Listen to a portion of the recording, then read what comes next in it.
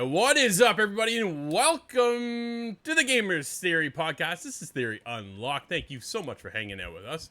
I'm one of your hosts each and every week, Drew Bosley, and joining alongside me is none other than Michael Fisher. Fish, what is up, dude? It has been a week since we did anything game-related, and we took a week off, right? You Canadians picked, like, the worst week to have a holiday, and you're like, No I'm just going to extend my 3-day holiday, and everything else broke, so Dude. that's what we decided to do today. We're going to catch up on everything we missed, because we missed a lot. Of course you take the week off when GTA finally decides to give us some news, Drew. I couldn't believe it. I'm like, man, why does this happen to me? Every time I take a day, or I'm busy, or I've got to do something, we get nailed by something. It's just ridiculous. And that is the story of my life, Michael. I'm just kind of used to it at this point, and that's just the way it goes. And everybody should get used to us over on YouTube. If you haven't subscribed over on YouTube, please help us out. YouTube right now is changing the algorithm, so we need your help to get us to a level that I don't think is fathomable in the next 6 months. But we can try, Michael. We're gonna try. We're gonna try damn hard. So yeah, appreciate you hitting us up over there. Check out thegamerstheory.com for all your gaming news, reviews, and a whole lot more. And if you're on Substack, you can join us live right now and beyond over at, what is it? I think it's the gamerstheory.substack.com. I'm still getting used to that tag. But either way, and of course, if you catch us later over on a YouTube channel, and we're also over on Spotify, Michael, for the podcast, the weekly podcast. This is episode 24, and we got a lot to talk about because, like you said, I decided that we're taking a week off because it was the holiday here, and we were away at a cottage, Michael. So let me tell you what happened. Friends of ours hit us up. They're like, hey, we want to go to the cottage. It's a long weekend. We're like, cool. We're going to stay an extra day. I'm like, well, damn, that really kind of throws a wrench into my plans. So, okay, I'm there. Let's go. So my wife was able to get time off. We stayed for an extra day. Nice. And my son and I, we did a lot of fishing. My wife joined us as well. Nice. And I caught the biggest bass I have ever caught in my entire life. It was awesome. And my son caught a pike, and then he caught a perch. Yeah, it was a good time. And we hung out with friends. Maybe had a couple too much things to drink once in a while. But we had a great time. It was an absolute blast. A lot of swimming, too. Waterlogged. Dude, at one point, I'm up in the cottage, and I've been fishing and swimming so much that I feel like I'm still on the dock. Oh, man. It's just like, wow. Yeah, all right, time to get grounded again. But here we are. We are back. Dude, what did you do with your time off? Oh, I just stayed indoors and gamed. Unfortunately, down here in... down here in Idaho, half our state's on fire, half Oregon's on fire. So every day, get the notification. Yeah, you shouldn't go outside unless you just want to breathe in some smoke. So I'm like, all right, I'm sitting indoors and I'm gaming. That's what I was doing, Drew. You were enjoying the nice lake. I was look outside, be like, yeah, that looks awful. I'm just gonna stay indoors. Which we're gonna lead us into what we're doing today. The topic of the show is catching up on all the news. We're gonna do a little bit of backtracking here. Give you our impressions, our thoughts of what's going on, what happened, what is Rockstar up to, all that good stuff. And of course, we're also going to get into what we've been playing. Michael's been playing a lot because he's been locked indoors, so we're going to get to that. And we always end off each and every episode with our indie spotlight. We will get to that as well. So, Michael, kick us off, my friend. What were you playing? Well, a couple of games. You got me in on one, which was Mistfall Hunters. I know you've been playing that a lot as well. Very interesting game. Some very interesting design choices, Drew, that I'm sure you you and I both can talk about at one point. Because, yeah, the story being locked behind not being able to play by yourself. A little odd, I thought. But it's interesting. Again, it's one of those extraction shooters. It's not a genre I'm huge fan of, but I had some fun. I definitely had some fun. It's really been me trying to convince my buddies, like, I gotta stream the game. Like, guys, please, like, I want to progress the story. I need some people to play with. Like, please hop in. So I've been working on them, but it is a good game. I've been enjoying that. League of Legends Classic still been going strong. Absolutely a blast. I mean, the rose tinted glasses are still looking nice for me, Drew. I've seen a lot of people complain about different things, and I'm like, man, I just feel like I'm back in 2012. It's been an absolute blast. And then a couple of games I'll talk about. One in our indie spotlight, and the other one I can't quite talk about yet, but very, very soon. Ooh, intrigued about that one. Actually, I already know, but you guys don't. So that's how that works. Myself, I've been quite busy. There's a little quest I've been on. It's called the Plague's Tale quest. Wrapped up the first game. Nice. Impressed. Very impressed. Okay, go. I'm flying solo. I'm doing dad mode and working today, so bear with me, everybody. Yeah, so dude, what a game. And I no sooner wrapped that up and jumped into the sequel. Nice. What a huge... the first game looked incredible. The second game looks even more incredible. It looks way better. So they went with the Quixel scan. Damn, does that look cool. And it runs well. It feels great. And you get a bit of a calm, and then you're right back into the storm, Michael. It is awesome. And I'm doing this for a quest in order to then wrap that up and get ready for the third one. So we'll see if we're getting that one. I've reached out for a code. I'm hoping to get it. We'll see what happens there. Jump back into something we're going to be talking about in the news as well as a little Ghost Recon Wildlands to check out the latest update there. That was something I did not expect. I think it caught a lot of people off guard. Ubisoft, not well known for their secrets, to say the least, right? So we'll talk about that. Mistfall Hunters, like you say, dude, loving Mistfall Hunters. Absolutely having a blast. We are rolling over teams and then sometimes getting absolutely demolished. Like this one team rolled in and we were smoked. We were done in seconds. I'm like, man, did we even show up for the fight there, boys? Like it was just, they were at another level than us without a doubt. But so what we like to do is like, you can hear the other teams fighting, right? So you'll hold back a little bit. You wait for them to kind of take on the enemies. And then you just third party their ass. And that's what we like to do. And then we can take their stuff. But sometimes it's a good fight and sometimes not so pretty. But yeah, it's definitely a grind. I like those kind of grinds, those mechanics to get out there, loot up, bring it back. I haven't really got into much of the crafting side of things yet. I've just been kind of going out and gathering. But my inventory is getting pretty full. So I'm about to sell a bunch of stuff and start crafting now. And upgrade... what's the settlement called? Do you know what the settlement's called? It's been a while. So, I'm looking forward to doing that. But yeah, it is a weird mechanic that the story unfolds how it does. But I'm kind of enjoying it because it gives you a purpose instead of just doing the typical battle royale mode kind of deal. Sure. Heading out, shoot whatever you can, last, and then win it, right? Here, at least you can head out, have a vision of where you want to go and try to tackle that mission, wrap that up, and then you're good. Okay, go, dude. That's working, buddy. All right. And then lastly, thanks to our friends over at PlayStation. They sent me, so I've heard this pronounced a couple different ways. Marvel Tocon, or Marvel, how's the other one pronounced? Tocon is how I've heard it as well. Fighting Souls. So that's the latest fighting game out of PlayStation, Marvel, and it's the anime version, right? This is the anime thing. I would have killed for like a NetherRealm adaptation with it, but the anime style, never my genre, never my bag. But I'm actually really enjoying this. Like it is really well done, and it's flashy. I find it easy to get into, but yet definitely a couple things to learn and maneuver and tackle to then feel competent enough to go online and tackle that side of it. So plugging away on that. Full review should be up here. I'm hoping by the end of the week is my goal. We will see. There's a lot of things happening because I got a bunch of other codes coming in as well. But yeah, definitely my goal this week to get that one wrapped up before we head on to something else. And man, I cannot wait to tell you what is coming up in the future. But until then, Michael, let's get talking about the past because we got a whole bunch of news after taking a week off. Yeah. Where do you want to start? We gotta start with GTA. We gotta start with GTA, right? Like we could have done a full GTA show, but we missed the boat. So I was like, all right, we would be a week behind. But we still got to talk about it, right? Sure. They're partnering up with Netflix, Drew.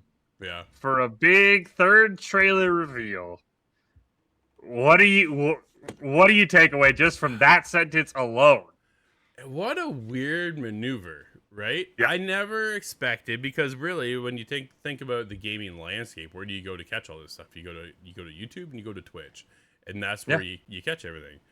Now Netflix, they're partnering with Netflix, bringing them in. I'm like, how much did Netflix pay you to pull that deal in, right? So there's a 6-hour window. So at 3 p.m. Eastern, we'll be live on Netflix for the GTA 3rd trailer reveal, which not everybody has a Netflix subscription. So that was the other side of it too. Later that night, 9 p.m. Eastern, will then finally air on YouTube. Will air on probably Twitch and Rockstar's own personal YouTube channel, right? So Yeah. I reported on this once we got back because I'm like, this is pretty important. I want to catch up on it. So the first trailer sits at 288 million views. Trailer number 2 is at 177 million views. Michael, where do you think trailer number 3 lands when all things considered? Because you have Netflix in the mix of it all too. That's a good one. That's a good question because I do think a lot of people are going to find ways, legally or illegally, to watch that on Netflix. As you and I talk about all the time, right? It's about being a part of that, right? You don't want to, see people going crazy on social media, and you're like, oh crap, I got to wait 3 more hours until I can watch it on YouTube. So I would think this trailer is going to be the lowest, just because I think a lot of people are going to watch it and they're just going to watch it on Netflix and say, okay, I've seen it. So I would think maybe this one maybe going to come in when it's all said and done, maybe at 100, 120 million, which I mean, still insane numbers. But I really think it's going to be interesting. What did Zelnick say? He's like, you're going to see why we picked Netflix once this airs, which I'm very curious. Are we getting like live action? Like, what does all that mean when you say we're going to see why we picked? Is there a GTA movie that we're going to be teasing at the end of this on Netflix? So I got to wait and see to what this really means. So, yeah, this is an interesting one. But, I mean, this just proves that, Take-Two and Grand Theft Auto can do whatever the hell they want. Everyone's going to be excited for this. It doesn't matter. Yeah. No other company in the world, I don't think, could pull this off. Maybe, like, Call of Duty could do something like this, but very few. Sure. It's just one of those where, honestly, I'm kind of for it. Even if it sucks, it's just something different, man, right? Like, I'm tired of the just, oh, it's going to come out on YouTube this day. Go refresh YouTube on this day because we have leaks. It's like, all right, cool. I appreciate you finally telling us. But, man, the Netflix thing is going to be something that I just cannot wait to see how this unfolds. I'm one of those people, by the way, Drew. I do not have a Netflix account. I haven't. I've usually relied on buddies. So I'm going to be very curious if it's going to be, hey, man, can you stream this in Discord? Or if I'm just going to wait until be one of the YouTube guys later on in the day. I'm going to be curious how I want to handle this one. Yeah, no, I'm definitely curious too. How much do you think Netflix then gets in subscriptions just alone from gamers who want to check out the third trailer right away without waiting 6 hours? Like, is that enough to draw people in? I don't think so. I think that if you're someone like me, you either know somebody who can stream it to you on Discord or you can find somewhere else to watch Netflix for free for 3 hours. Yeah. I think really, and this is maybe what it is you're going to need something else, right? Hey, we're doing an exclusive GTA whatever, movie, show, something that they announce at the end of this trailer. That, I think, is where Netflix would really benefit. Because, yeah, I mean, I'm sure they'll get some people who are like, I don't want to deal with, going to these websites. I don't want to deal with asking a friend. But I really don't think you're going to get that many people who are like, yeah, I just really want to watch the GTA trailer 3 hours early, and then I'm going to cancel my Netflix subscription 1 month later. I don't think that number is going to be very high unless there's some partnership that is going to be revealed that more GTA Netflix combinations are coming in the near future. Well, and that kind of leads into my next question for you, Michael, is the transmedia side of things, right? Are we now going to watch Rockstar expand further beyond the game side of it when it comes to building out GTA 6 and GTA, even in the future of that? You got to figure at this point, it's going to be at least 10 years, if not 15, before we get to GTA 7. What does that mean? Dude, I'm old at that point, right? Like, holy crap. This was like, we're getting on in age for that to go that long. If it lasts like it did with GTA 5, an online component, which still generates $500 million a year. Is it a year or a month? I think it's a year. So, like, it's just phenomenal numbers that they're raking in right now. So why not keep that momentum going? And they're only building upon that with GTA 6, which is going to be the biggest, likely to be the biggest entertainment IP in history. Yeah. Like, at this point, you got to think it's almost up there with Star Wars, right? Like, it's going to go past Star Wars for a lot of people. Yeah, I mean, this is going to be the biggest video game release of all time, hands down. I don't know until GTA 7 what would really beat it. I don't think there is that game that has that. So, yeah, I really think it is interesting to see if you're Rockstar, if you just say, look, we're making, as you said, hundreds of billions of dollars when online comes out, which we're going to talk about here in a second, allegedly soon, right? It's going to make even more billions of dollars. But I am curious if there is that media angle for Rockstar that you can take, where is it a TV show? I mean, I don't know if it lends itself to a movie like we've seen with the Mario movie, but maybe for the like we saw with the Fallout show. Maybe you say, all right, we're gonna make our own TV spinoff, and I mean, it is just basically living in Florida, right? That's what we're getting for GTA 6, and maybe you just there's a lot of different ways you can go with it. I think there's a reason they partnered with Netflix. I don't think we're gonna know until that special airs, but I would say that right now I would totally believe that at the end of this trailer we're going to get some kind of GTA Netflix partnership announcement, that there is more coming, and that's why they did this with Netflix. Well, they have to have taken a look at the fact that The Last of Us took off so well. Last of Us, Fallout. Right? And then you get into Fallout, which I think is even gone on to do better, especially even with Season 2, where you saw the drop-off of Season 2 when it comes to The Last of Us Part 2. So to go even further, you're like, holy crap, they're expanding beyond just the games. And Rockstar, Take-Two have probably had that vision for quite a while and saw the successes that they've been having in other areas, that's going to that level now too. So it makes total sense, Michael. I think we got a good deep dive gameplay reveal. Finally, something substantial, right? It's just been teases of this and teases of that and teases of this. So let's get really into the heart of it. How long do you think it is? And before you get to that part, I think when we get into this deep dive, it ends with some kind of reveal of a Netflix partnership of a live action situation, right? Yep. Of a TV show adaptation. So, but yeah, how long do you think this trailer is going to be, or this deep dive gameplay look? So you said there's 3 hours between the premiere on Netflix and the premiere on YouTube. I don't think it's going to be 3 hours. It's 6 hours. Oh, 6 hours. Yeah. It's a pretty big gap. Hour, maybe an hour and a half, I think, in total, right? I could see like 30-minute. I mean, again, they have a lot of time to do a bunch of different deep dives. It wouldn't shock me if they end up kind of going in a bunch of different directions. But I would say I'm thinking an hour and a half in total of trailer, deep dives, and then it's going to end with probably, I would think, maybe a 5 or 10-minute trailer teaser of what you and I both are kind of on the same page for, of whatever's next for GTA and Netflix. So I'm thinking hour and a half is what I would kind of guess this is going to come in as. That long. Wow. And granted, too, the sheer size of what GTA 6 is going to be, an hour is like a drop in the bucket of what we're going to actually get into. So an hour really wouldn't even total to much. But when you take a look at the fact that it would be an hour long, I'd be shocked if we got an hour. I'd be happy as hell, but I think it'd be a little too long. It's at least got to be 30 minutes, right? Like, again, with Netflix, there's got to be a reason you go with Netflix, right? Like, if you're only going to do 20 minutes, you just put it on YouTube. That's why I think it's going to be so long, right? Like, there's got to be a reason you did it with Netflix. If it's a 15-minute thing, it's like, why wasn't this on YouTube? Even 30 minutes. Unless, again, maybe since there's such a big gap, maybe here's 30 minutes and episode 2 is going to launch in a couple hours. That would be a way to get people to buy onto Netflix, right? Maybe do a couple of 30-minute things. But yeah, I'm thinking at least 30 minutes. But again, you go with Netflix for a reason. I don't think YouTube has great retention rate really over that 30-minute mark. So yeah, that's why I'm thinking we're looking at an hour or longer. But sticking with GTA, Drew. Yep. You and I have been talking about their online, and an insider is claiming that they're not going to discuss it. That's Rockstar anytime soon. So you and I have kind of had all different predictions. I think I kind of landed in February. I forgot where you landed, but what do you take away for what this means for GTA Online? Do you have a new prediction now, or do you think this is Rockstar playing it close to the vest, and they're just like, yeah, we're not going to leak anything to you, and only the privy people know, and maybe they've kind of figured out who's a bit of a mole, if you will. Yeah, no, I think they're definitely keeping things close to their chest. I think they have to. They don't want any leaks, because once you get past the game, which people are still, if you take a look at like Red Dead 2 as an example, which is their latest game, people are still playing that. And that is old now as well, right? Which has seen a bit of an update and this, that, and the other, and a little bit of content and a massive drop off from the support of Rockstar because of GTA 6.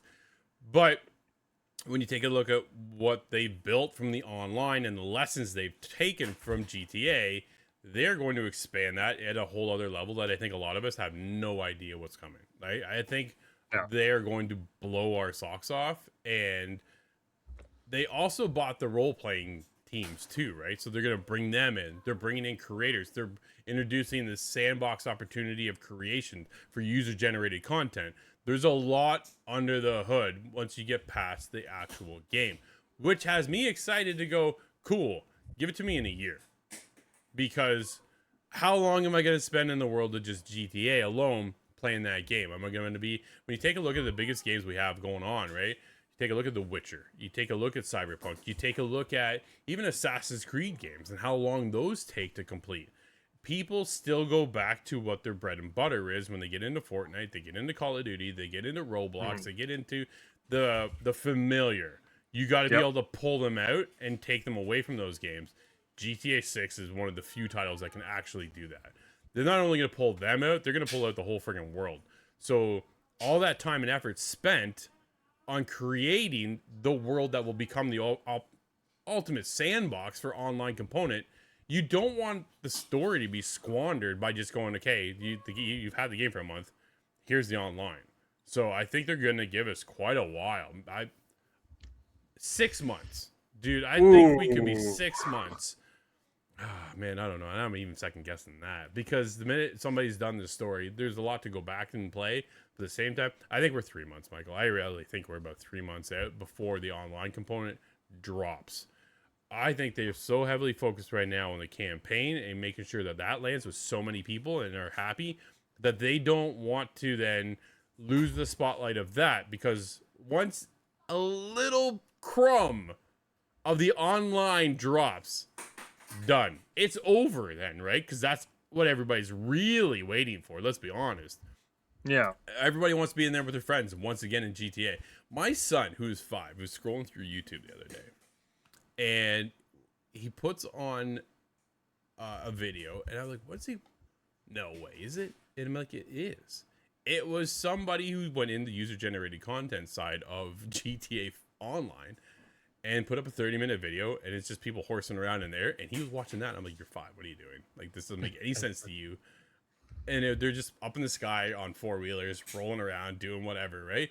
But it's that which will then escalate, scale, snowball into the online. So people will absolutely pick apart this trailer when it comes on the 27th. Do you think it shows anything for the online, or is it just single player content rolling things back a little bit? Because the online, I think we're minimum 3 months after release of seeing anything. I don't think it actually releases. I think that's when we start to see the next phase of their marketing plan. Yeah, I don't think it'll show anything on August 27th for online. I think that's one of those things that's really hard to tease as well. I mean, sure. So yeah, I don't think we'll see anything. Yeah, I think 3 months is the maximum, right? And the reason I say that, I think everything you said is correct, but the counterclaim is, Drew, $500 million, which, as you said, is what GTA 5 online makes now. 10 years later, it still makes $500 million. Yeah, and I'm checking on that one. Look at the price. A year or what? Hang on. It might be more than that, but we're already charging more for GTA 6 than any other game we've seen recently. Yeah. So you're going to tell me Rockstar's like, yeah, do we want $500 million, or do we want people to beat our campaign we worked on? And it's going to be more than $500 million. Let me tell you that. It might hit $1 billion yearly in maybe the first couple of years. So that's why I don't think they can really, I don't want to say afford to. They can afford to do whatever they want, but you and I know from working in this industry, what do they love more than anything else, Drew? It's money. And I think that's why it's going to be 3 months maximum, because it's just like, why are we delaying this? Why are we delaying our cash cow where we can just kick our feet up? We don't have to do anything, and then we're way to go. So I think it's 3 months max. I think it's a month just to make sure the game launches correctly. Unfortunately, I don't even think I think GTA is going to have issues. They're going to have to fix that. And then I think we're going to get maybe once they probably have that game in a good state, month and a half, 2 months in is when they'll start teasing it. And then boom, I think it'll be out there. I really don't see how you want to hold on unless the only thing I can think is maybe you take that as a second sale, right? Hey, you had GTA, but you were waiting for online. Now come buy it. You can go online. And then of course you have the third one where, hey, now you can be online and play it on PC. But yeah, I don't see them waiting that long, Drew, simply because they like money. Legitimately, they like money. Maybe I'm just so hopeful because we're so busy all the time in the industry working on one game to the next. November 19th comes, the Gamerz Theory is closed. No, you gotta start pumping out content, Drew. You gotta start pumping out the content. There's people, there's industry insiders. I've read it. They said there's gonna be millionaires from this game, and they don't work with Rockstar, right? You were talking about the user content, so yeah, that's it. There's an opportunity there to just start pumping out that content. So I can't wait to see. But Drew, I want to talk about. We're talking about the highest of the highs. I want to talk about the lowest of the lows, Drew, and that is Ubisoft. You were talking about them in a good way, but I want to talk. I don't know if you saw this while you were gone, but they ported over the Division Resurgence to PC. Yeah. It was a mobile game for the Division. Yep. They kept everything the same, Drew. The mobile UI is the UI you got on PC. You're kidding me. Why would they do that? No. Because it's Ubisoft. But that goes over real well with gamers, right? I couldn't believe this when I was seeing this. I've never been a big Division guy, but I was reading about this. I was like, you open it, it looks like when you fire it up on your PC. I was watching people talk about it. You know what? You probably played a phone game. People watching you played a phone game, right? Oh, claim this free reward. Claim here. Go here. It literally was that, but on my PC, Drew. That's horrible. Can you believe? I mean, are you shocked? Yes, actually, I kind of am. As much as we like to crap all over and shit on Ubisoft, but sometimes it's well deserved. Like every time we do it, it's well deserved because we're critics. This is what we do here. So, but why would you freaking fathom the idea? So I thought, hey, cool, they're bringing the mobile version over. You know what they should have gave us was Heartland. That was the free to play one that they were gonna put out. Instead, they give us this shitty mobile version instead. Nobody wants that. You know what they're really pushing, though, is the Division 2, because they just launched yesterday. We're recording this Wednesday. It'll go live probably Friday. But they just launched yesterday, Broken Rain. This is a new 4-person co-op experience within the Division 2. They're pushing hard on the Division 2, and then they're shitting all over it by putting out the Resurgence. What a stupid move. Ubisoft, once again, goes up, and then they crush back down, right? Like, it just doesn't make any sense to do that. You have such a beloved IP. You're either in on the Division or you're not. And I understand the mobile market is huge. It actually outweighs everything, right?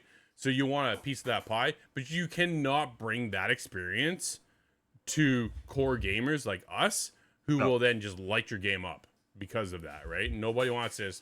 Click for more coins. Watch a commercial to get this, and watch. Like nobody wants to watch an ad when you're on the PC and stuff like that. If they're experimenting that, this isn't gonna last. They will take this down, Michael. I can't see this lasting whatsoever. No, again, this feels like, I mean, maybe you're influenced, right, by PlayStation. You know, the Black Ops ports came out. They're doing incredible right now. I guess not PlayStation, Activision. But they're doing incredible. Like, oh, we'll just port our game over. It's such a hit on mobile. But as you said, you've got to at least just make the UI something that you're used to on a PC. Don't port over the mobile UI. That's what blows my mind away, Drew. It's just so dumb. Absolutely disheartening. But you've got a couple more stories about Ubisoft. And, of course, we have to talk about that one game.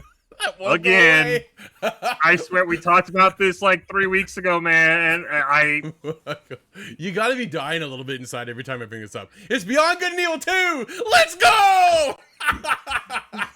It's 17 years old. Dude, you can almost legally drink up where you are. It is. Yeah. So what are they doing now? All right. What so are we doing now? This is the latest rumor, apparently, and we got this from Attack. Man, I have to go right to the article to actually find out. So it was somebody who was talking to a Ubisoft Insider that said they're finally ready to reveal Beyond Good and Evil 2 this year at a big event, which then went, everybody's thinking, what's next? You got Gamescom, but that's not really the one. I think there's one more bigger than that, and it's called the Game Awards, and Ubisoft wants the biggest spotlight they can to bring this franchise. I say franchise, it's the second game. To bring this game back into existence. But here's the other catch, Michael. They're not even sticking with the initial name. They're renaming it, but nobody knows what the actual new name is. This is the latest rumor on Beyond Good and Evil 2. I think they want to rename it because the Beyond Good and Evil 2 name is just so tainted, right? They've had one issue after another. Development hell. Director comes in. Director passes away. That delays the game even further. New director comes in, restructures. Like, it's just been... there isn't a game It reminds me of Skull and Bones. You know who else made that? Ubisoft. It's just like I just don't understand how they haven't canceled it. They couldn't cancel Skull and Bones because they had a contract in place that wouldn't allow them to. So that's why Skull and Bones still exists today. But for Beyond Good and Evil 2, as far as I know, there is no contract. The original creator left, then it just changed hands and hands and hands and hands, and so I said the director passed away, unfortunately, and it changed hands again. But they're finally set, Michael, to reveal it this year. That's the latest rumor. The gameplay apparently has been completely revamped. It's going to be a whole new game from what we saw from the last time, which was like 10, 15 years ago. Probably, I'd say about 10 years ago was the last time we saw anything on Beyond Good and Evil 2. So yeah, I'll believe it when I see it, Michael. No, I'm in that boat as well. At this point, they just need to get it out there, right? Either just announce that it's canceled or just get it out. So I have two questions for you, Drew. I think I know the answer to one of them. Okay. One, do you think there's any world this game is good? And I don't even mean great. I just mean good as in like 7 out of 10 good. And two, what do you think they call it? Do you think it's Beyond Good and Evil blah, blah, blah? Or do you think it's completely removed from the Beyond Good and Evil name? So I'm gonna answer your second question first. I think they removed Beyond Good and Evil completely. I don't even think they call it Beyond Good anything. I think it's got a fresh new name, a fresh new appearance, IP handle that they can grow now that they're about to. If this is true, right? Now take it for a grain of salt. This is all just rumors and speculations about what we hear. But I constantly cover this because I'm so hopeful, right? I really am. But at the same time, it's just. I think I die a little bit each time I mentioned it as well. So they're going to completely remove the name, go in a whole different direction. And then when we do see it, I'd be surprised if we even see something like Jade was the main character from the last one. She was supposed to turn evil here by the appearance or the way she looked. So yeah, a lot of questions coming up. And what was your first question again? Do you think it'd be good? Like, do you just think when this game, well, I'm not gonna say like, do you just think it'll be like something where you're like, okay, that was a enjoyable experience? I'm not saying like game of the year. Like, do you just think this game will be good? I think it has to be good. It's been 20 freaking years in development. You can't just put out a 5 out of 10 game after all these years, right? You need to. First of all, there's no way in hell they'll ever make their money back. Not a chance. No, not a freaking chance. GTA 6 won't make the money that Ubisoft has spent on this in the first year. Like that is like how far this rabbit hole has gone. Like I don't think fair. GTA 6 will pay off the Beyond Good and Evil 2 debt. No, not even close. So I think it has to be good. I think it's going to be about a 7.5 to an 8 is where I think the game comes out as a Metacritic. So you're talking 75 to 80. I think is the level that they will finally achieve when it comes out. My biggest question is if it comes out, I think it comes out next year. So I think we see it at the Game Awards and then it actually drops next year. I don't think they will, but I hope that then when they do show it, they actually give us a release date. Like you can't, because they're going to be, dude, but it's so funny though, because even when they do finally come to the table and say, here it is, it's still going to turn into the laughing stock of the century, right? Just because of how long the development has taken. I feel horrible for the people who've worked on this game. And not that they got to put it on the resume, but on the same time, you're like, ooh, man, you worked on Beyond Good and Evil 2? How long were you there for? What iteration did you do? Yeah. So definitely a lot of questions. There's been a crap ton of red flags, Michael, for Beyond Good and Evil 2, and the fact that they haven't canceled it. We say this every time. I don't know why they just haven't canceled it. I really just don't know. Like, there's got to be something there to it, right? What's the secret sauce that we don't know that keeps this game alive? Hopefully we'll find out at the end of the year at the Game Awards, which Jeff Keighley just revealed drops on December 10th, but we already knew that because he always wraps up the Game Awards last year with, hey, don't forget, next year we'll be back and it'll be this. What are your hopes for the Game Awards before we continue? For what we see or just hype in level. general? What's your hype level? Do you think it's going to be just a meh show, or are you going to walk away and go, holy shit, that was fire? I think I'm in two parts. I think I think it's going to be for the trailers. I think it's actually going to be really good, right? Because I think a lot of people are saving to do post GTA. I think the awards are going to leave me a little bummed because of the whole GTA thing, right? Because like you and I, we talk about it occasionally, right? Like you think a game of the year right now, if you remove GTA, I think it would be a very fun discussion for what we've already got and what's come out.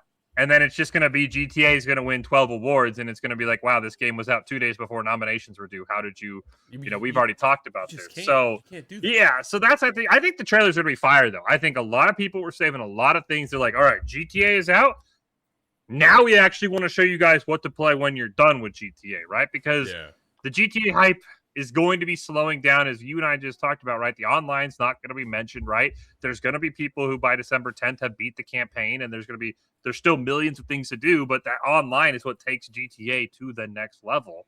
Yeah. So really, I think it's going to be the trailers are going to be fire. I think the actual awards are going to be just very bland because I think it's going to be GTA sweeping everything. And it's going to be one of those where I just kind of have a weird taste in my mouth. But I think we're going to get incredible trailers. I think we are.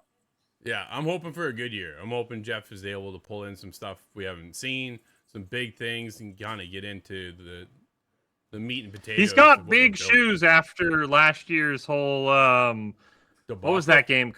What was that game? Well, High Guard. Yes. After that whole High Guard and him doubling and tripling down, he's got very big shoes. He's got to vet these games a little bit more than he did in the last few years. Yeah, he can't come crumbling down again, right? If that happens again, he loses a lot of credibility. Like I really think if he has another High Guard and he gets his defensive as he gets on X as he did about High Guard, I really think there would be people who would start to say, like, is it time to find the next Jeff Keighley? As much as I love the guy, I really think it's like you clearly just don't have that it factor that we need right now. But so he's got to find a big one, and I think he will. I actually think we're going to get something pretty. What do you crazy. think he ends with? I think it's going to be something you and I don't even know about. Not to take the lame wheel, but I think it's going to be something that's been under wraps, and I think again, we hadn't heard of High Guard, obviously for good reason. I think he's going to find something that has been cooking. I don't know where, but I think he's going to end on something that right now you and I don't even have in our brains of what we could see. I think it's going to be something really, really good. We're going to save that episode, I think, for closer to the Game Awards as we do a prediction episode. That one's going to be fun because I already got a couple things cooking, so we'll see what we can get into. Let's continue, Michael, because I am not done with Ubisoft just yet. Ubisoft revives Ghost Recon Wildlands? Dude, all right. I had no idea that they were even... The game at this point is like over a decade old, right?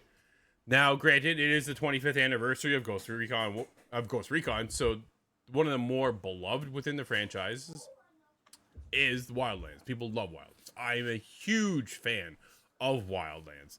So they gave us new content, which is a whole brand new story edition, which is only something like 2 hours long, right? But again, how many people are actually going to go back? And I've questioned this idea often. They did the same thing with Assassin's Creed Mirage. The game was out for 2 years. We're already on to the next one, and they dropped DLC for that one. Like, what are you doing? Who's going back to play that? I did. I also love Mirage. So, but Ghost Recon Wildlands, I haven't gone back to the DLC yet to experience the new story, but there's a whole new villain introduced now, and there's all that quest line to go out and experience. Looking forward to getting there. I just gotta get caught up on everything else we have cooking. So, 4K, 60 frames per second. A bit of a surprise. Completely free if you own the game, right? So I'm like, hey, cool. Thanks, Ubisoft. Shout out Ubisoft doing something good.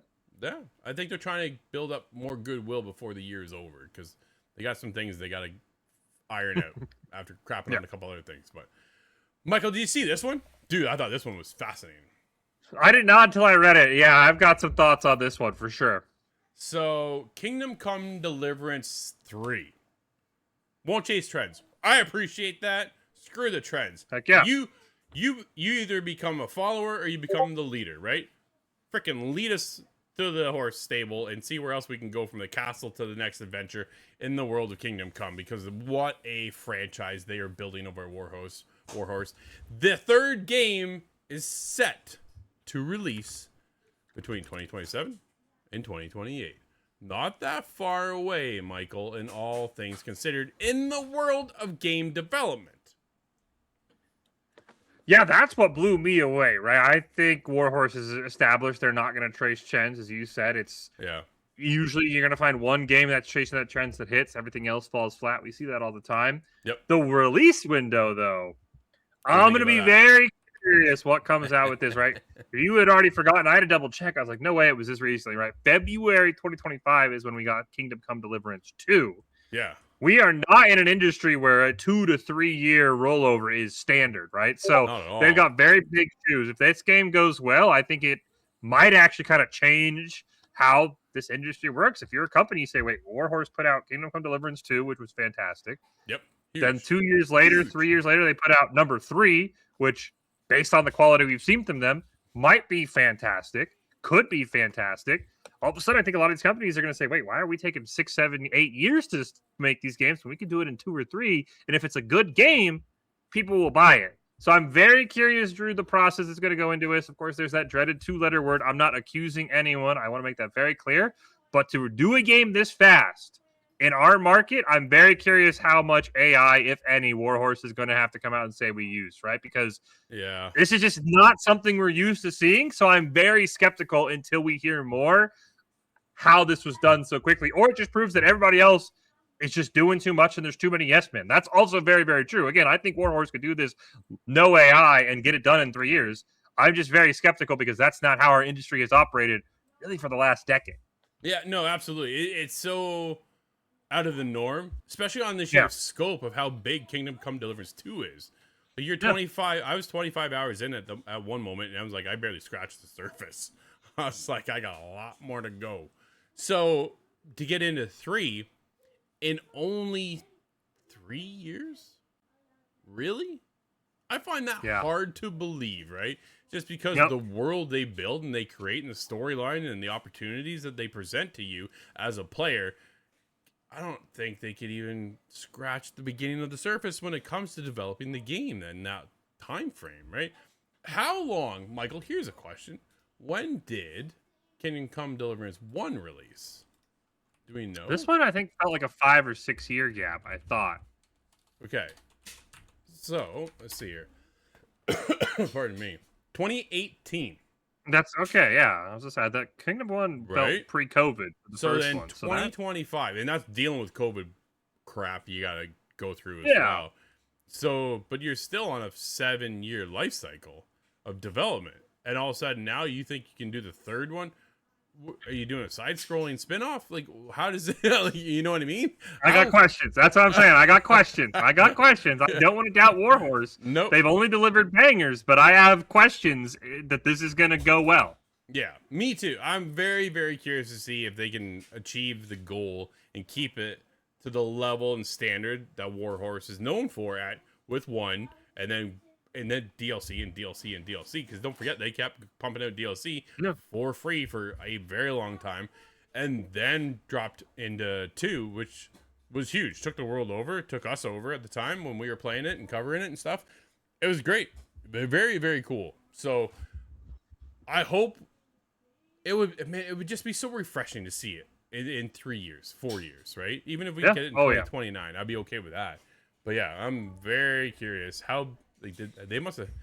How big do you scale up your team then if you're gonna pull it out in 3 years? Yeah, I don't know. Like I said, I want this to be good because of what it might do for our industry, but Yeah. we'll see when we first get our first trailer. We'll double check back on this and see if maybe that first trailer is like, ooh, maybe Yeah. you need a little bit more time. Speaking of trailers, we're gonna get the Phantom Blade Zero deep dive, 20 minutes of gameplay on the next PlayStation State of Play on August 17th. Here's the catch, Michael. Dude, 10 o'clock at night when they're dropping this. Oh, Like, you guys are burning me out right now, aren't you? they made something good, by the way. I was just talking about AI. I don't know if you saw this. I don't know if we covered this. This was a couple weeks ago. They released like a music video for Phantom Blade Zero, and it was pure AI slop. Yeah, Just it's not good. absolutely atrocious. So they need something good from this, right? Like I think people Yeah. kind of were like, why did you do all this AI slop? What was the point of this? So there's a little bit more pressure, I think, on this than originally if that music video had never happened. I think there's a lot of people who are like, gonna be getting those magnifying glasses out. I mean, you and I have also talked about it, right, with AI in this industry, the role it plays, that it can be helpful, but we've also seen a ton of like just absolute degeneracy where it just you're like, why did you need to do that? So I think this is going to be a trailer that's going to be replayed a lot of times to be like, all right, how many fingers does that character have in the background there? Because all of a sudden the red flags went up when they released. Yeah, exactly. A lot of those AI red flags popped up after that last music video they released. So there's a lot of pressure on this one. They got to make sure it's a good deep dive. Yeah, no, it's a bit of a, you guys got to come to the table here, right? This is your moment to shine, prove why. So to back this up, though, a couple years ago we were at Summer Game Fest, and Steve went hands-on and played it. Dude, it was incredible. Steve was blown away. I watched him play. It was impressive. So I'm expecting, like, my hype level is high.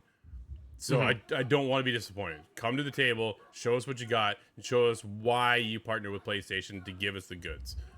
Can they do it? Time will tell. Just around the corner, too. So it's not going to be much further out than when we get the game. So we'll see what happens there. But yeah, a 20-minute deep dive. PlayStation State of Play is the only thing they're showing from what I understand. No other stuff for the State of Play. Usually PlayStation follows that up with an event of some sort in September. We'll get, here's what's coming for the rest of the year and beyond, right? So look for another State of Play that isn't just one game focused. But don't forget, then they also have Wolverine coming in September too, so they got that one cooking. So I'm surprised they didn't maybe sneak that one in there as well. Hey, don't forget about this. Time will tell. But one thing people aren't forgetting about is Spider-Man 2. Why? Because Spider-Man Brand New Day just dropped, went huge at the box office, and then apparently spiked the sales of Spider-Man 2. 316,000 copies sold. 276,000 new users or new players. Pretty impressive. But that's that cross-gen transmedia we've been talking about with GTA, with Netflix partnership, right? Here you go. Hey, you love Spider-Man so much on the film. Look how cool that was. You can actually play the game too. Boom. And now all of a sudden, sales went right through the roof. Now put the property at over $1 billion in sales. Huge news.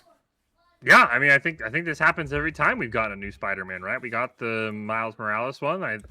People came back. I think there's a third one, right? That's being worked on in the games, right? It's like 2028-ish, I want to say. Yeah, is what I've heard. I thought there's one more after Wolverine, and then it's the third one. I thought is what I had kind of read as with the rumors. So the rumors floating around. It's funny because we were online gaming last night. We're playing Siege.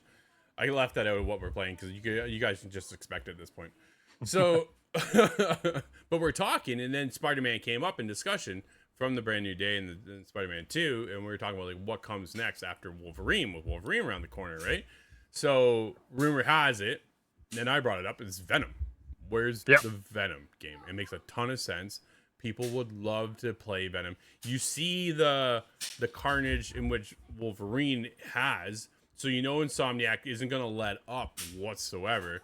They're going to come to the table and just brutalize whatever they can with Venom, like they're showing right now with Wolverine. Very, very cool that they didn't just go, yeah, let's keep it lighthearted. No blood, this kind of crap, right? Then you're not playing Wolverine then, are you, right? So I think they can then carry that up and follow it up with Venom. People, we haven't had a Venom game and a good one in far too long, if ever. So I think being in the hands of Insomniac, they haven't let us down with a Spider-Man game. I don't think they're going to let us down here with Wolverine. Time will tell. We haven't had hands-on yet, so we'll see how that one goes. But Venom has to be next, and then Spider-Man 3 would follow, I would think, right? Like, you got to be in that genre, that vein of, okay, Spider-Man 2 has seen such a great success. What comes next? It's got to be spoilers for Spider-Man 2. There's a passing of a torch opportunity that will then see somebody else take the reins for Spider-Man 3. Hence, probably Miles, if you're speculating, right? It's now, he kind of comes into his own, becomes the main go-to. Peter's off doing other shit. Or maybe they bring him back, and then the two of them are back at it again. Who knows?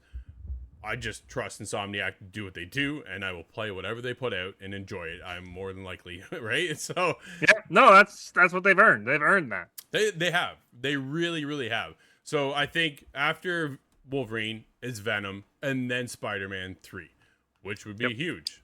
And then again, we'll see the Spider-Man franchise continue to grow in value, continue to grow in sales, player base, the whole works. It just Spider-Man itself, the IP is just massive, right? It's such. So when the brand new day drops, I haven't seen it yet. Have you seen it, Michael? I have not. I want to catch back up because I'm a little hazy. I don't need to go all the way back to the Andrew Garfield and Tobey Maguire Spider-Mans, but I definitely need to catch up on the Tom Holland Spider-Mans. Yeah, because I kind of remember part of them. So I've been trying to push my buddy. My buddy's got he's got all the subscriptions. He'll stream movies for us on YouTube. I'm like, bro, we need a Spider-Man night so that I can catch up. Yeah. So then maybe you can go find us a way to get Spider-Man Brand New Day without me paying $30 for movie tickets. So. Don't get started. We went and saw He-Man. So here's a side tangent. My wife and I went and saw He-Man. My parents took the little guy. We went and saw He-Man.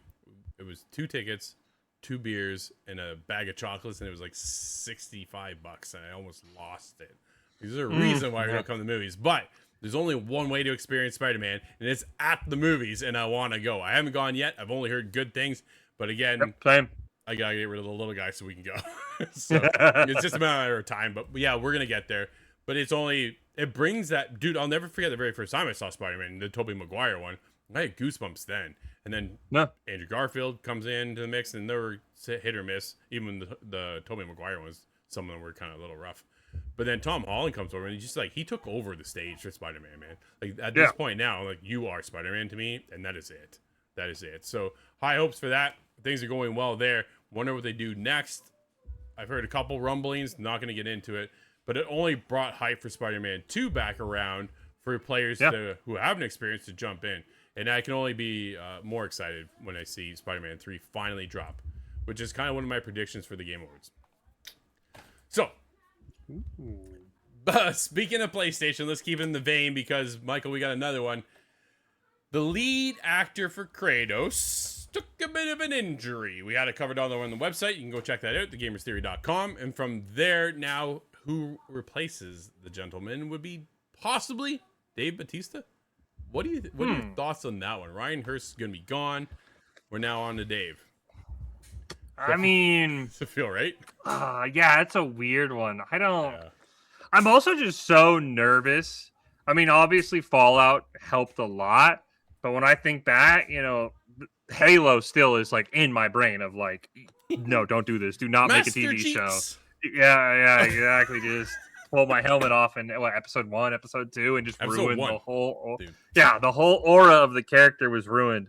So yeah, I'm just nervous about this series in general, right? I think Fallout has definitely kind of anticipated people and got people like, oh, maybe video game series works. But for every Fallout, there's a Halo, right? For every Mario movie, there's a Fallout movie, right? Or not Fallout.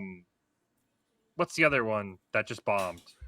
I don't know, man. I play games for a living. It is a game. It is a game. Borderlands. That's what I was thinking of. The Borderlands movie. No wonder I didn't want to think of that one. I didn't. Yeah. So I'm very, very nervous that this is gonna go well.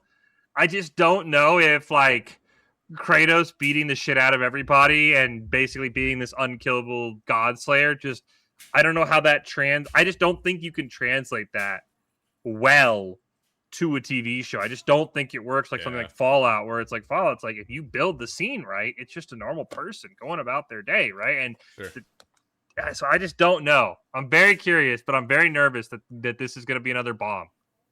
Me too. I'm right there with you. I like a lot of people obviously want the actor Christopher Judge to be Kratos, which to me would make a ton of sense. Could they pull it off? Man, absolutely. The special effects, makeup, the whole works. They could do it. I think Christopher could probably do it. He's also getting older. Does that play into effect, right? But I think maybe for the time frame, possibly they can make it work. But I find Dave as Bautista an interesting choice. He fits the build. I just don't know if he has the chops to pull it off for the Kratos that we know from 2018, because this is where they're basing the series off of, is the 2018 the Ragnarok reboot, right? And then going in the future could be a possibility. As of right now, we'll see how it goes. It could be a Last of Us 1 situation and then Last of Us 2 tank. Yeah. Right? Like that's that's my let's see what happens there. So yeah, I don't know. I'm curious. Am I gonna check it out? Absolutely gonna watch this. I want Oh, to I'll see how watch it it. goes. We'll see if I Yeah, watch past episode 1, right? but That's that's or The Witcher, right? The Witcher had a great first season, then we changed a bunch, and then it kind of fell off, right? So there's just so dude, many ways that this could go, where it's like horrible. you could bomb off the start, or it could be great, and then I think it's really going to be key. I haven't looked too much into it, right? I know with The Witcher, the issue was like the showrunner just hadn't played the book, played the games, hadn't read the books, right? That's I think going to be Horrible. key. Is you have to realize like the story's written for you. As much as you maybe want to take it your own direction, like you got to make sure you hit these points that people are used to at least. Yeah, exactly. So they veered off with The Last of Us, even in season 1. It was so well done because why? Because Neil Druckmann was involved, right? He was there from the beginning, and he was able to craft the behind the stories and the lore, things that didn't make the game, but were introduced through the TV adaptation that expanded on the big moments and the happenings of the game, right? And it was, I thought it was excellent. I really thought the first season was excellent. You lost me on season 2. I couldn't care less after I think I watched 1 episode. My wife looked at me, I looked at her and said, I'm out. It's all yours. And she watched the rest of it and she enjoyed it. But for a fan of the games, so like, this isn't cutting it anymore. So I'm curious to see, like, if it's there written for you, then follow it, but maybe small deviations, but don't leave out the parts that are so important to the gamers, because what happens is you get the Halo Switch situation, or you get the Witcher Season 4, where the gamers will come out and just stone you, in a sense, because it's there, it's handed to you. Just make it believable, and I'll relive that situation again on the TV. So we'll see what happens. But Michael, you got one more bit of news before we get to the indie spotlight. What do you got for us? Yeah, this one was kind of crazy. I don't know if you saw this one, Drew. You and I both have played Battlefield, so this one was kind of crazy. But after their update, I want to say it was August 4th, they made a big change to their playlists. And they removed a couple of game modes. TDM, all right, whatever, fine. Sure. King of the Hill, whatever. And Rush. Why? The iconic Battlefield mode, I would say, Rush, is no longer a queuable mode. It'll come back in special playlists.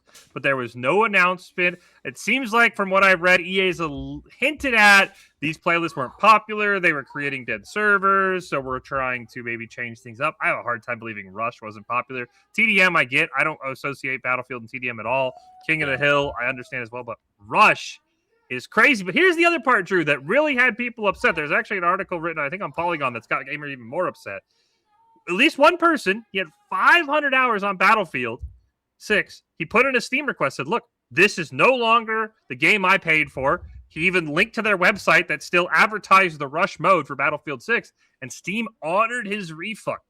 Wow. With 500 hours played, I saw Polygon said that this is a dangerous precedent. But where are you at? If you change a mode like that, and we've always had this discussion with the DRM, the digital right media, I don't own the game, but what about this, where they take away, I would say, an iconic playlist? Do you think it's fair game to say, this isn't what I paid for back in October? Or do you think it's just something we have to deal with when they admit, like, look, the game's mode's not as popular, we have to do stuff on our own end? Where are you at on this? This is very interesting. Because, honestly, I'm almost on the side of EA. Because, listen, I know. If the game comes out and is absolute shit, people get all over it. Let's go take a look at the game that just hit the 10-year anniversary. Then it was absolutely on fire. No Man's Sky came out, was absolute shit. What did they do? They took the time, they fixed it, and fixed it, and fixed it, and gave you free update, and gave you free update, and gave you free update, and you played the living hell out of that game. Nobody's complaining about that. Nobody wants to refund that, right? Sure. All you've been doing, though, is getting more and more content. But if they wanted to take something out because, hey, this isn't working, that's their right to do. And this comes down to Battlefield teams, because it's not just DICE anymore, right? They have Criterions in there, and then they're over there, and these guys are over there. If these servers are dead, why keep them going? It doesn't make any sense, because it costs money. At the end of the day, you paid $80, $100 for Battlefield 6. You put 500 hours in. You had a great time. Maybe it's time to move on. Maybe that's when you just walk away and said, okay, you know what, EA? You're not getting my money anymore. Speak with your wallet. Obviously, he was able to do that because he refunded the game. But you put in 500 hours. Dude, I never would have even thought of the idea of asking for my money back. I just would have moved on, right? That's just me. So good on that individual for being able to do that. But it is EA's right and the Battlefield team to say, hey, this server is absolute garbage and is a dead zone. We're moving this out of here. We're taking this out and we have to change this. But people come to them and go, hey, your game is crap right now. Battlefield 2042. Fix it, fix it, fix it, fix it, fix it. Oh, hey, okay, cool. Now your game's much better. Right? Like, it's just... Yeah. But you are playing a fine line of how many hours can you put in. So is Steam now going to have to go, okay, after a certain threshold of hours, you are no longer allowed a refund. So I think it usually is the 2-ish, I want to say, mark, before they start asking for, like, more details. I think he got them on this technicality of basically saying, like, you could say the game I paid for isn't the game I got, and if you can prove that they pushed rush mode. So I can see that. Yeah, but neither is No Man's Sky. When you bought that on day one, 10 years later, it's a completely different game. No, the only reason I don't fully agree with you is because this was done with no announcement. That's, I think, the only thing. Yeah, it's dirty. Like, if EA had said, like, look, TDM, King of the Hill, and again, I don't believe that Rush is unpopular. Maybe that's just me, but that is, like, Rush and Conquest. Yeah, Rush and Conquest are the two modes that I'm like, those are the Battlefield modes, right? Yeah. So maybe people have gone more into Conquest. I remember when I played, Rush did feel a little bit distant from the Rush I remember. But I could see them saying, like, look, guys, we're going to give you a month's notice. TDM, King of the Hill, and Rush are going away. I think then they do that. I think they're fully within their right. I think the big issue, and I think this is where at least the one person was able to kind of catch them in Steam, is you took it away with no notice. You haven't, and at least until recently, said why you took it away. You're still promoting it. So I think EA just handled it poorly, but I'm with you more than I want to say that EA was in the right. I think, again, you said, if these modes are dead, they have the right to remove them. They just got to give us notice, right? Especially, I think the big complaint I've seen is there's achievements in Rush. If you want to platinum the game, you can now only do it when Rush comes back in special playlists, right? And so that's, I think, where it's going to be a little hard. It's like, just give us a month's head up. Say, hey, look, these game modes aren't popular, guys. We're going to get rid of them on August 4th. You have 1 month to do all your achievements, to relive it, to sign petitions, but at least just EA give them a heads up. But I'm with you. I think EA is totally within their right. They just needed to do it better. Yeah, once again, EA fumbles, right? It's all comes down to the way it's handled on their side. You got to be upfront, transparent with your community. That's the biggest thing you need to do right away. They didn't handle that in that manner, which is unfortunate for the players. And this guy goes, okay, we're out. Technically, Rush isn't removed. It will return. They could have argued him on that as well, right? It's sticky. But I want to say it's only one-sided Rush. You don't swap anymore, as I think. You just play offense and it's a change. So yeah, it's a whole But enough about EA. Enough. We caught up on the news, Drew. Yeah. Let's talk about what the indie spotlights at the end of the show. We always highlight one indie game. What have you been playing? Or so highlighting, I should say. I'm highlighting the indie spotlight with the Expedition into Darkness. This is interesting. I literally just stumbled across this before we started the podcast. So bear with me as we brave forbidden dungeons in a quest for knowledge and treasure in the medieval PvE co-op extraction looter. Craft weapons, customize gear, and join forces with up to 4 allies. Survive the ruins together or lose everything you carry. Dude, it's the hook. It's the hook, and this is the opportunity that I have to now pull in my brother to play as well. Because why? He hates PvP. Sorry for everybody who can hear my little guy playing with his toys in the background. He is loud, and he gets it honestly. So, but this one, dude, it looks cool. And I thought, wow, where'd this come from? So there's a demo. I haven't checked out the demo. It is coming. I'm telling you right now, I will be downloading this shortly, if not today. But I thought, man, this is pretty neat looking. And it has almost a bit of a, if you played Soulframe, if you were able to get into Preludes of Soulframe, it has that kind of hook, that look to it as well. So I'm very curious to see if they're able to pull this one off. It has a Q4 release date. of 2026, so it's going to be out this year. It is, Michael, I'm going to be looking into this one really hard. I got to be honest. This one really caught my interest. I think the trailer was cool. There's a lot happening here that I am very, very interested in.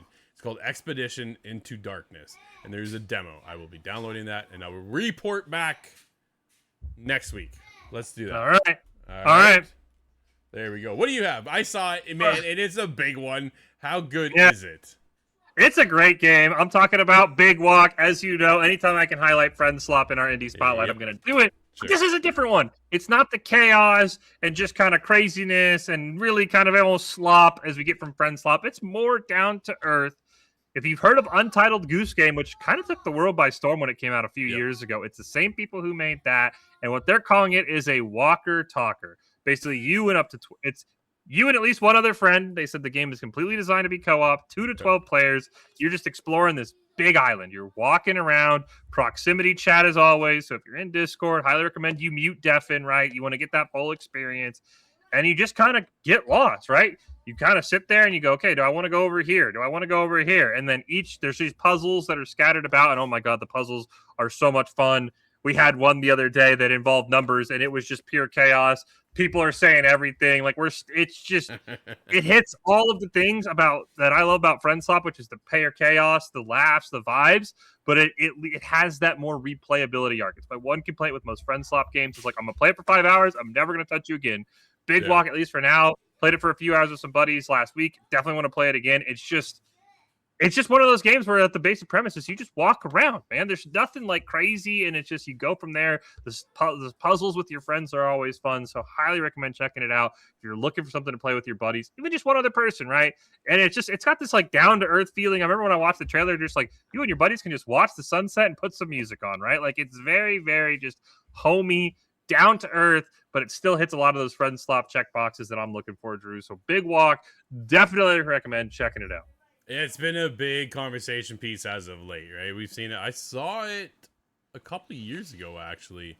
I was like, what is this? And definitely not something in my wheelhouse. I'll be honest. So I was like, I'm going to pass. We'll let Michael take this one and see if he can walk the walk. So yeah, it's all yours. Congratulations. It sounds like another massive Untitled Goose Game success level of titles. So very cool to see. I'm curious to see where it lands at the Game Awards this year. We'll see how that one goes. I think it'd be in the it'll be in the conversation of something, right? Yeah. So very cool. Michael, dude, thank you as always for hanging out with me. Thanking everybody as well.